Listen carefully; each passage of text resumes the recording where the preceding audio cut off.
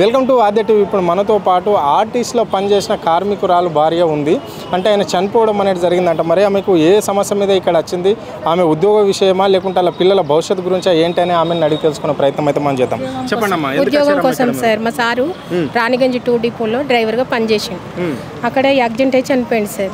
అప్పటి నుండి తిరుగుతూనే ఉన్నాం మేము. 2013లో చనిపోయింది తాను. 14 సంవత్సరాలు ఇప్పుడు. అప్పటి నుండి అది రాణిగంజ్ డిపోకి వెళ్తే ఆర్ఎంకి రాసిరు సార్. ఆర్ఎం నుంచి బస్ భవన్ పోయినాం. ఎక్కడ తిరిగినా కూడా జాబ్ ఇవ్వట్లేదు. నియామకాలలో ప్రతి ఇయర్ లో ఒకసారి పెడతారమ్మా, అప్పుడు రాలేదా? ఇచ్చిన సార్ కోర్టు ద్వారా అంటే కోర్టుకు పోయినా ఎక్కడ పోయినా ఇవ్వలేదు. ఇప్పుడు బస్ భవన్ కూడా ఇప్పుడు మన చంద్రారెడ్డి సార్ కూడా రాసిండు మొన్న 3 నెలల కింద.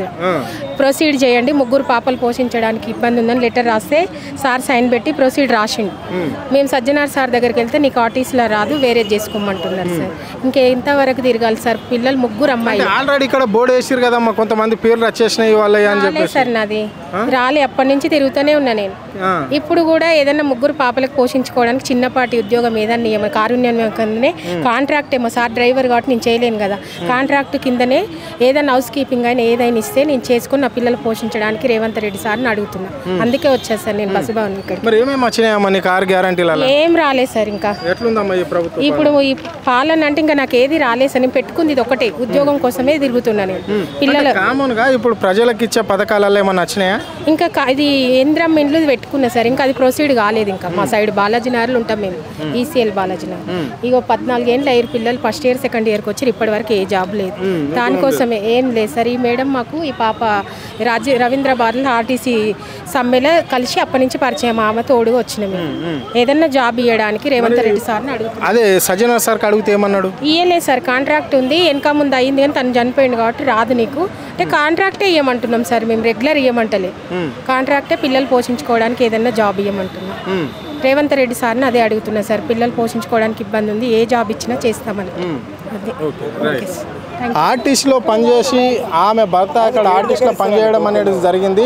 సో ఆయన చనిపోయినాక డ్రైవర్గా పనిచేస్తున్నంట. ఈమె 14 ఏళ్ళుగా కష్టపడుతుంది అలా భర్త చనిపోయిన నుంచి. ఇప్పటి వరకు కూడా ఆర్టీసీ వాళ్ళు ఏ ఆఫీస్కి పోయినా, ఏ ఆఫీస్ మెట్లు ఎక్కినా ఆమె సమస్య పరిష్కారం కాలేదు అని చెప్పేసి ప్రజాప్రభుత్వంలో అవుతుందేమో అని చెప్పేసి ఇక్కడ ప్రజాభవన్ కాడికి రావడం అనేది జరిగింది. సో అధికారులు స్పందించి వీళ్ళు ఇక్కడ వస్తే 3 నెలలు అయిందంట. ఇక్కడ ఈ పత్రం మీద రాయడం అనేది జరిగింది, సైన్ పెట్టడం అనేది జరిగింది. అంటే నీకు ఏదో ఒక అందులో నీ 3 పిల్లలు అంటున్నావు, కార్య నియామకాలలో అయినా ఇస్తాము, లేదంటే ఏదో ఒక డిపార్ట్మెంట్లో నీకు ఉద్యోగం ఇచ్చే అవకాశం ఉంది అని చెప్పేసి కూడా ఇక్కడ చెన్నారెడ్డి సార్ రాసినప్పటికి కూడా ఇక్కడ 3 నెలలు అయిపోతుంది కానీ అలా పట్టించుకోవడం లేదు. నాకు 3 ఆడపిల్లలు ఉన్నారు, ఎట్లా పోషించాలని చెప్పేసి కూడా ఆ మహిళ అడగడం అనేది జరుగుతుంది. ఇలాంటి పేదవాళ్లకు వాళ్ళ భర్త 1 రోజు చేసిన ఉద్యోగమే, 2 రోజులు చేసిన ఉద్యోగమే అని ఏదో ఒక డిపార్ట్మెంట్లో, అంటే ఆయన ఆర్టీసీ డ్రైవర్గా పనిచేసిండు కాబట్టి ఆ ఆర్టీసీకి సంబంధించిన ఏ ఒక్క డిపార్ట్మెంట్లో అయినా నా పిల్లల కన్నా నాకన్నా ఉద్యోగం కావాలి, అప్పుడే మా జీవనం ముందుకు పోతుంది, కొనసాగుతుంది. మా జీవన ఆధారం ఆ ఒక్క ఉద్యోగం ఉండే. కూలీనాలు చేసుకుంటే ఇంతవరకు నా పిల్లలను చదివించా, వాళ్ళు ఇప్పుడు డిగ్రీలు చదువుకుంటున్నారు. నా పిల్లలు అర్హులే, నేను కూడా అర్హురాలనే. నేను కూడా ఏ పని చేయడానికైనా నాకు చదువు రాకపోయినా, నేను ఏదో 10th పాస్ ఉన్నా, నేను కూడా అంత పెద్ద చదువులు చదవకపోయినా కానీ నేను అటెండర్ పని చేయడానికి అయితే నేను సిద్ధంగా ఉన్నా. ఎందుకు నాకు ఈ ప్రభుత్వం ఇయ్యలేకపోతుంది అని చెప్పేసి ఆమె అడగడం అనేది అయితే జరుగుతుంది. ఇగో నేను 10th పాస్ అయినాను కూడా చెప్తున్నది. అంటే 10th పాస్ అయిన వాళ్ళకు అటెండర్, వాచ్మెన్ ఉద్యోగాలు ఉంటాయి కాబట్టి అందులో 4th క్లాస్ సిబ్బందికి సంబంధించిన ఉద్యోగాలు ఇవ్వాలి అని చెప్పేసి కూడా ఆమె కోరుకోవడం అనేది జరుగుతుంది. లేకపోతే నేను నా పిల్లలు ఆ రోడ్డున పడవలసిందే, మాకు ఏ ఆధారం లేదు ఇది తప్ప అని చెప్పేసి ఈ డిపార్ట్మెంట్కి సంబంధించి మా ఆయన అలా పనిచేస్తుండే కాబట్టి మాకు ఇంకో డిపార్ట్మెంట్కి సంబంధం లేదు, ఏది మాకు ఆధారమే లేదు కాబట్టి తప్పకుండా ఇవ్వాలి అని చెప్పేసి ఆమె కోరుకోవడం అనేది జరిగింది. మాకు న్యాయం జరిగేంత వరకు అధికారుల ఆఫీసుల చుట్టూ తిరుగుతూనే ఉంటామని చెప్పేసి కూడా ఆమె చెప్పడం అనేది జరుగుతుంది. పాత్రికేయ మిత్రులకు వందనం, అభివందనం. మీరు ఎప్పుడు కూడా అసలు ఇంకా మాటల్లో చెప్పలేము సార్. మాకు ఒక ధైర్యాన్ని ఇస్తున్నారు. అప్పుడు ఏంటి ట్విట్టర్లో పెట్టిన సమస్యలు కూడా ఎప్పుడు కూడా సాల్వ్ కాలేదు. అప్పుడు కూడా నేను రవాణా శాఖ మంత్రి గారికి కూడా పెట్టాను. అప్పుడు కూడా ఏ సమస్య సాల్వ్ కాలేదు. ఒక ఆశతోనే ఉన్నాం. ఇక్కడికి మేము వచ్చి చెప్తున్నాం, నెక్స్ట్ డేనే వాళ్ళు వేరే నిర్ణయాలు తీసుకుంటున్నారు. సమ్మె నోటీస్ ఇచ్చినాక కూడా వాయిదా ఉంది. సరే, ఒక సీఎం గారిని నమ్మి వెనక్కి తీసుకున్నారు. ఇదే అదను అనుకొని మళ్ళీ ఇప్పుడు ఇదేంటి ప్రైవేట్ వెహికల్స్ అవుట్సోర్సింగ్లో మళ్ళీ పోస్టులు ఇస్తున్నారు, అవుట్సోర్సింగ్లో నియామకాలు తీసుకుంటున్నారు. ఇప్పుడు ఆ మహిళకి చిన్న బేబీ సార్, 1.5 year బేబీ, ఆ పాప చిన్న పాప, వాళ్ళకి కాంట్రాక్ట్లో ఉండి చనిపోయి రెగ్యులర్ ఆర్డర్ వచ్చింది లీస్ట్లో, తనకి ఉపాధి ఇవ్వడానికి మీకు చేతులు రావట్లేదు. మీరు ఇస్తే మీ ఇంట్లో నుండి ఇస్తున్నారా సార్?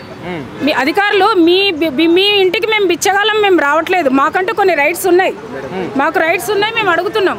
తనకి జాబ్ ఇవ్వమని చెప్పేసి గత నాకు పరిచయం అయినప్పటి నుండి తన బాధను నేను వ్యక్తం చేస్తున్నాను. చిన్నారెడ్డి సార్ గారిని కూడా కలిశాను. ప్రజాభవన్కి వెళ్ళి లెటర్ పెట్టమన్నారు, అక్కడ కూడా పెట్టాం. రాదు అనేది ఈ అవుట్సోర్సింగ్లో ఉన్న వాళ్ళని కొత్తది వింత, పాతది రోత. ఇంటోని వదిలిపెట్టి మాకు ఒక తెలంగాణలో ఒక భాష మాట్లాడతాను సార్. ఇంటోని వదిలిపెట్టి బయట వాళ్ళని పట్టుకుంటే మీకు మంచిగా అనిపిస్తుంది. ఓకే, నేను కూడా ఒక డిమాండ్ చేస్తున్నాను. మాకు ఒక 50 లక్షలు ఇస్తే మేము కూడా పక్కకు వెళ్ళిపోతాం. నా డిమాండ్ అది.